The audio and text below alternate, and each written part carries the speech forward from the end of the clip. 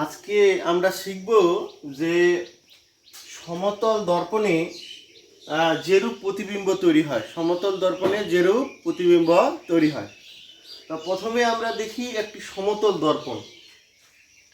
সমতল দর্পণ, এরকম একটি সমতল দর্পণ আমরা কেমন হবে, এরকম একটা আগে দাগ দেব, দিয়ে এই সাইডে আমরা কি করব, পাড়া লাগাই দিব।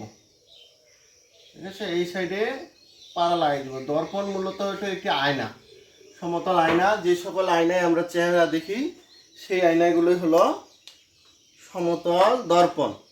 এই দর্পণে আমরা দেখি বস্তুর প্রতিবিম্ব কেমন তৈরি হয়। এই সাইডে যদি আমরা একটা বস্তু রাখি, এই সাইডে যদি আমরা একটা এরকম বস্তু রাখি, বস্তুটার নাম দিলাম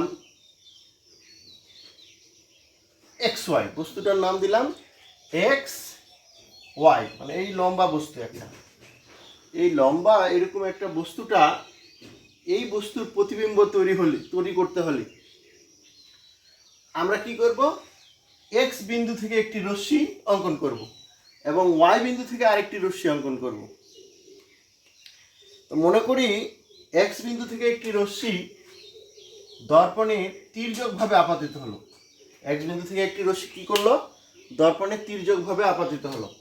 এই তির্যকভাবে গেল, তির্যকভাবে পড়লে আমরা জানি যে আপাতিত রশ্মি যেই কোণে আসবে, ঠিক আছে, অর্থাৎ অভিলম্বের সাথে যে কোণে আসবে, যেটা আমরা প্রতিফলনের সূত্র পড়েছিলাম, সেই কোণেই সে প্রতিফলিত হলো, সেই কোণেই প্রতিফলিত হলো রশ্মিটা, প্রতিফলিত হলো, প্রতিফলনের নিয়ম অনুযায়ী সে প্রতিফলিত হলো। ঠিক এইখানে একটা চোখ এই এক্স বিন্দুর রশ্মিটাকে আয়নায় প্রতিফলিত হওয়ার পরে সে দেখতে পাবে। ঠিক আছে, এই চোখটা এই এক্স বিন্দুর প্রতিবিম্বটা সে দেখবে। সে কি দেখবে, সে দেখবে যে পিছন থেকে আসছে একটা রশ্মি, আলোক রশ্মি পিছন থেকে আসছে বলে সে কি করবে, মনে করবে যেটা হলো এক্স বিন্দুর প্রতিবিম্ব, ধরবো আমরা এক্স ড্যাশ।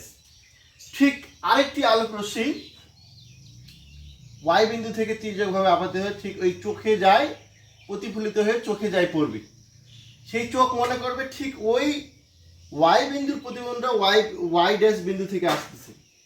তার মানে বোঝা গেল যে এক্স ওয়াই এর বস্তুটার প্রতিবিম্বটা দর্পণের পিছন থেকে আসছে বলে এই চোখটি কি করবে, মনে করবে। আসলে কিন্তু দর্পণের পিছনে কিছু নাই, আসলে দর্পণের পিছনে কি নাই, কিছু নাই। কিন্তু এইখান থেকে একটা দাঁড়িয়ে থাকা লোক, তার চোখ, সে দেখবে যে এই যে এক্স ওয়াই বস্তুটা আয়নার পিছনে মনে হয় আছে, আসলে আয়নার পিছনে কিছু নাই। এইরকম যদি প্রতিবিম্ব তৈরি হয় তাহলে সেই বস্তুটা আমরা দেখতে পাচ্ছি সেটা হবে অবাস্তব প্রতিবিম্ব। কি, কোন প্রতিবিম্ব হবে, এটা অবাস্তব প্রতিবিম্ব হবে, যেটা পিছনে আসলে কিছু নাই কিন্তু আয়নার ভিতরে আমরা দেখব, সেই জিনিসটা হচ্ছে অবাস্তব প্রতিবিম্ব, যেটা আমরা পর্দায় ফেলতে পারলাম না, এটা অবাস্তব প্রতিবিম্ব।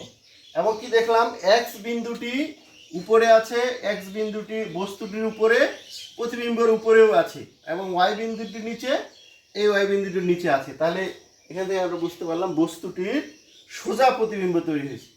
কেমন তৈরি হয়েছে, সোজা।